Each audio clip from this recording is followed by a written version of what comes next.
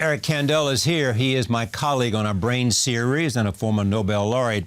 His new book explores the relationship between art and science. It considers how science can help us to perceive, appreciate, and understand great works of art. It is called Reductionism in Art and Brain Science, Bridging the Two Cultures.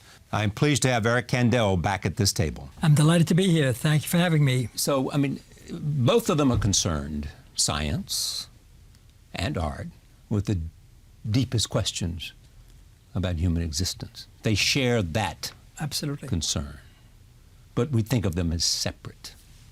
C.P. Snow. Yes. And this book is designed to show that it's not as separate as we think. Yes.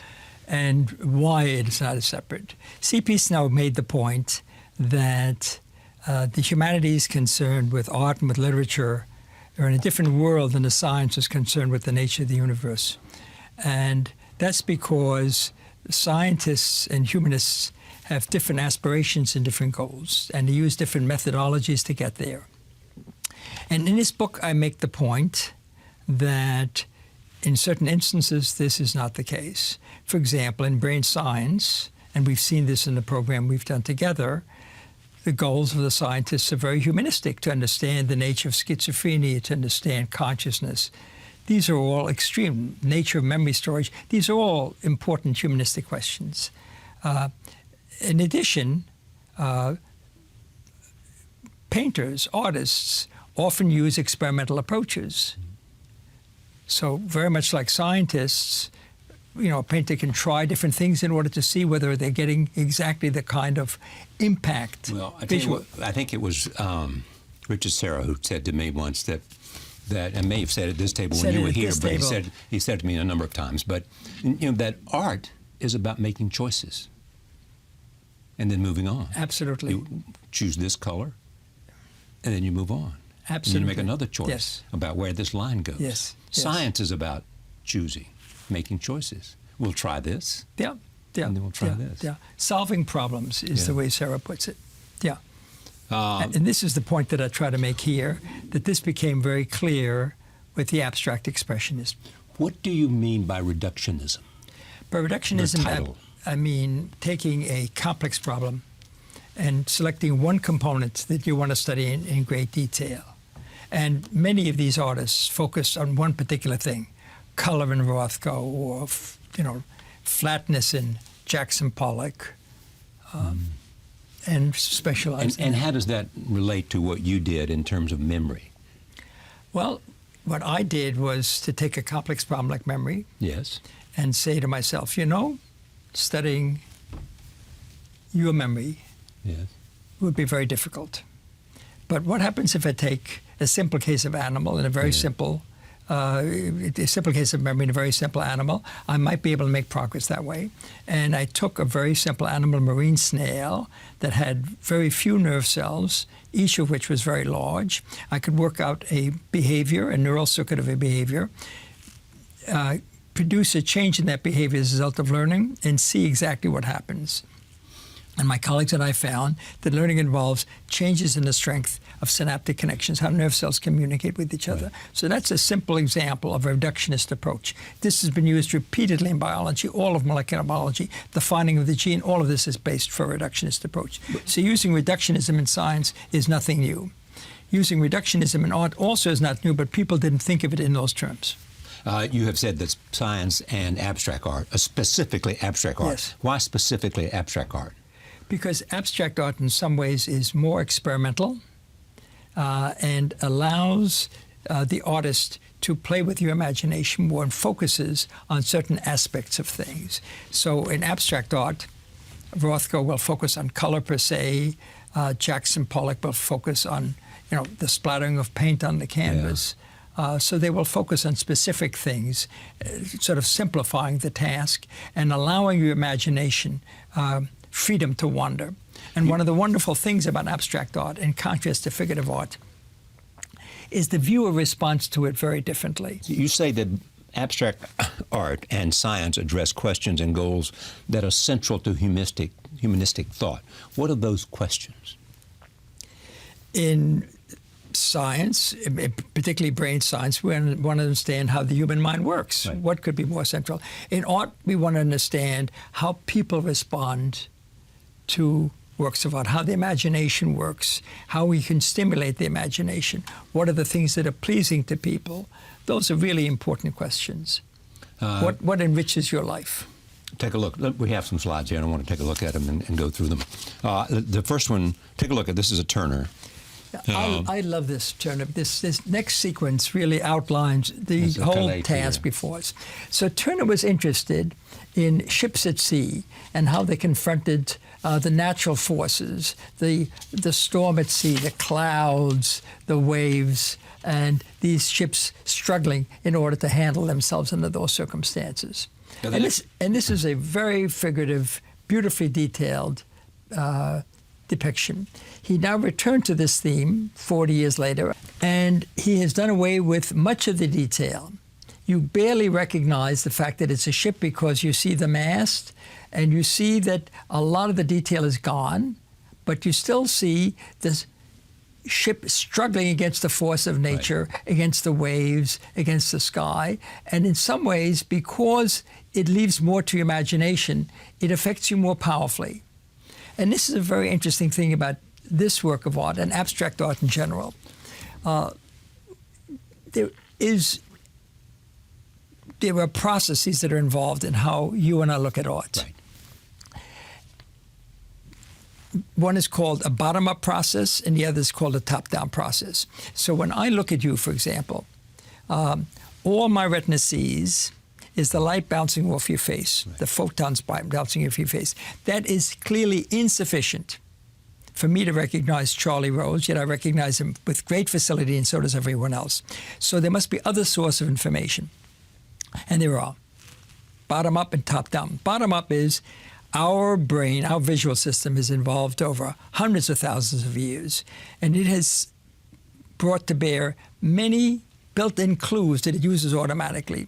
If I see a source of light, I immediately assume it's above because the sun is above. If I see one person much larger than the other, I assume he's closer than the other person. So there's a built-in mechanism whereby we make a lot of essentially guesses, but make them correctly 90% of the time. And that's why everyone recognizes you, despite the fact that all they see is photons bouncing off your face. But in addition to this built-in mechanism, there's a top-down mechanism. We learn different things. We have different experiences. We've seen different works of art. We've seen different people. And that acquired experience bears down and enriches us. Yes. When it comes to this, the vaguer it is in abstract art, the more you rely on top-down processing.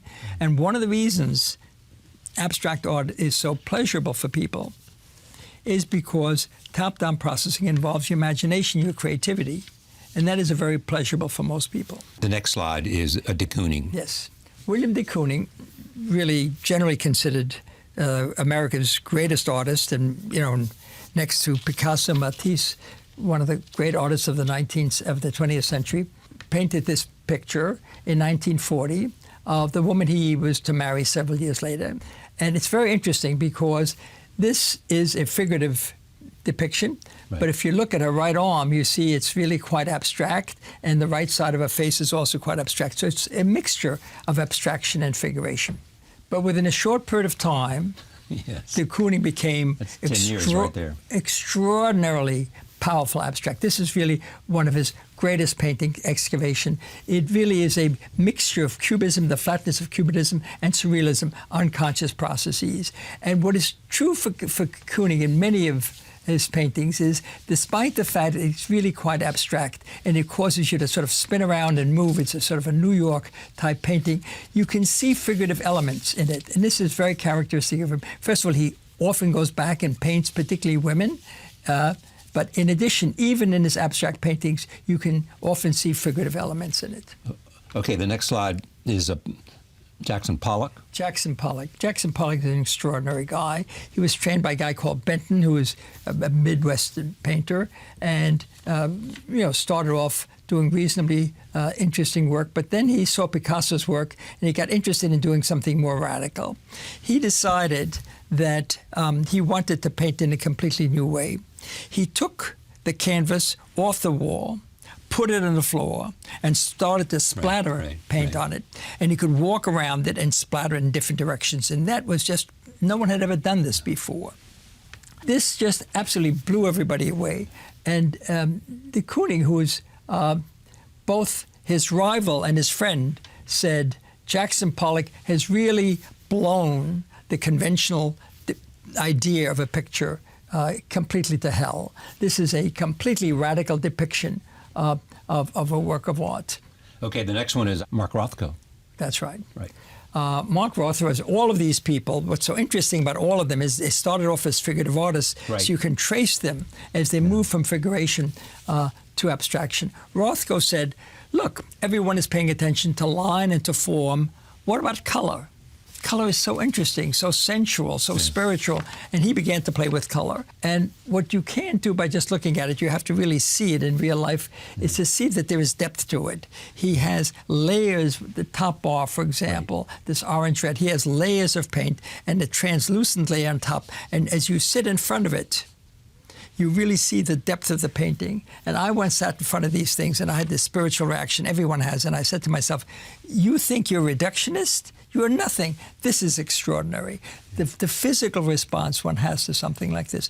I don't know whether you've ever been to the Rothko Chapel in Houston. Yes, I have. You see these dark paintings that he made. He was really quite depressed at the end of his life. You stand in front of them, one of them, and you see practically nothing, one of these black paintings. And after a while, you see a little bit of movement, and you don't know, is the movement in the image or is the movement in you? It's very powerful. He's a fantastic artist. Okay, the next one is Alex Katz. Right. Now, one of the interesting things about the abstract expressionists is that not only did they influence each other and influence the world, but they influenced figurative artists. Right. For a while, it seemed as if figurative artist was dead. People were saying to themselves, you know, unless you do abstract, you're really not in the action. But Alex Katz didn't go along with that. But he was very, very much influenced by the abstract expressionists. The paintings are completely flat. There's no perspective. He has a very simple background. In this case, it's sort of a light blue. And he is interested in depiction. He's not interested in conveying a message. He just wants you to get the beauty of the painting. And he influenced Warhol. Warhol, particularly with Jacqueline Kennedy, he did repeated images as Alex Katz did. And pop art was So Katz was influenced by Warhol, or Warhol? Katz influenced Warhol. Yeah. Okay, so what about other aspects of art, like music and writing? And do you see reductionism there? Yes, yes. Give me an example of that. Well, for example, in Schoenberg, who really revolutionized music, made music atonal, sort of simplified it a great deal.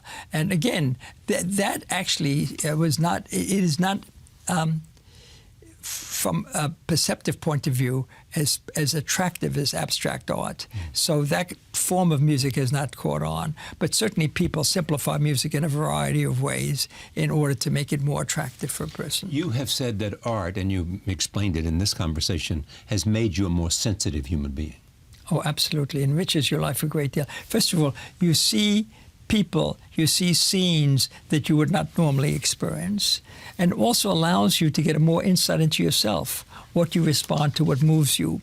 And I don't know whether you find this, my guess is you do. I have the shallowest little idea that's original. I get pleasure out of it. Yes. One gets a great deal of pleasure out of one's originality.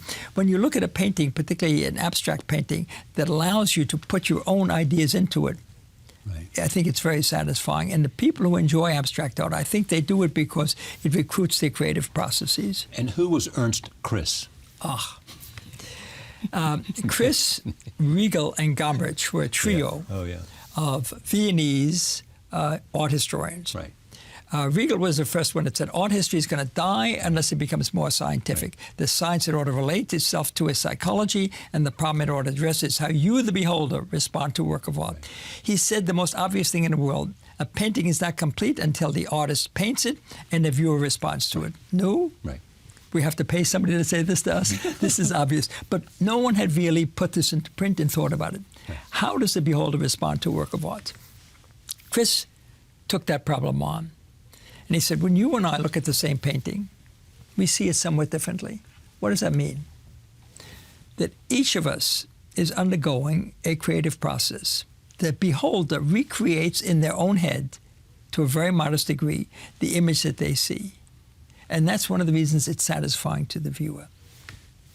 Gombrich really got wild with this, and he was the one that read Bishop Berkeley, realized that all you see is photon balls. And he developed this idea that came from Helmholtz, that we should pay attention to bottom-up and top-down processing. So the current way, the modern way we look at works of art from an experimental psychological point of view is like this. Yeah. And now, of course, the next step is, and people are starting to do this, and I'm beginning to explore this with Daphne Shahani and Celia Durkin, the colleagues of mine, is to see what happens if you image a person while they're looking at three of these paintings, a figurative, intermediate, and abstract. What is happening in their brain as they shift from figuration to abstraction? And how do you do that? You first of all ask them what their response is, and then you image their brain. Right. You see what at the same time they're seeing the art. As they're looking at a work of art. Three different... Are these actually in a museum or in a laboratory? No. You take these images and you project it. Okay, great. Okay? Yeah. And what do you see in the brain? We haven't done this yet, but this is what we hope to do. Yeah. How much does the subconscious play in creativity? Enormously. Yeah. Meaning? Ernst Chris called this a regression in the service of the ego. That is, psychotic people regress, they don't control it. But we, in creative moments, when we're more relaxed, allow unconscious processes to come to the fore, and they allow us to play with ideas more readily. How do you incorporate your sense of art into your life? I collect art. I have a very nice collection. Yes. And I get pleasure out of going to museums. I get enrollment. And have you always liked the New York abstract artists most? Well, no. Or did you come to them? Because you're from Vienna. I wrote a book on this. Right. I first started to collect Klim, Kokoschka, and Schiele. Right. But that's pretty high. This is. But they share features in common. They're both a group. I like looking at a collective because they influence each other, and these people influence each other enormously. And not only that, they had a very interesting philosophy. They said, look what happened in the Second World War. There was the Holocaust. There was destruction of lives. There was dropping atomic bombs in Japan. How can one deal with the art that existed before in face of these catastrophes? We have to look at the world anew. That was a very bold thing for these New York guys to do. And as a result, they moved the art scene from Vienna, where it was in 1900, from Paris, where it was most of the time, to New York. Yeah, Rothko was born. Where was he born? He was born in Europe, but he came here and did right before the war, right? I don't know, but I mean, I think I remember some story. Yes. Yeah. Well, anyway, so in terms of what you're doing, you've got Jeff Koons coming up to Columbia. How do you know that? We know these things. All right. I've been able to recruit Jeff Koons to be an artist in residence at this new building that we have. Lee Bollinger, our president, has doubled the size of the book is dedicated to Lee Bollinger because... I gave this talk first at his inaugural. Right. And he realized, as you do, that brain science is a bridge between disciplines. Right. That everything, in a sense, depends on the mind. He is very interested in the fact that Jeff Koons is coming. He's very excited about that. And what Jeff is going to do is he's going to run one or more workshops in which he shows people and talks to people about Here's what's interesting about all of this. At Cornell Medical School, they're sending their They spend doctors, a lot of time. They send the medical students out to study works of art so they can focus on detail, and to sensitize the colors. them, and to sensitize them, too. Thank you for coming. So you deserve credit. Thank you. It's great doing a program with you. My pleasure. This is how it all began. You remember, you had a book. You came to me and I said, gee, that guy's pretty good. So we did another program. Imagine what I said. And all of a sudden we do 3 or 4 series, and here you are again with another book This series has been art. so wonderful, Charlie. So everyone, Oh, I know. Yeah. Somebody ran up to me in the street the other day and said, I just got to ask you something about the Brain series. Please, please, please. Somebody who hadn't seen it. It was something we'd done a year or 2 ago. Thank you. I feel a little bit embarrassed that you have not gotten more recognition for it, and I've tried very hard. But you have so many recognitions in so many other areas, you don't need this. Oh, here's the book, Reductionism in Art and Brain Science, Bridging the Two Cultures. Eric Kandel. Thank you for joining us. See you next time.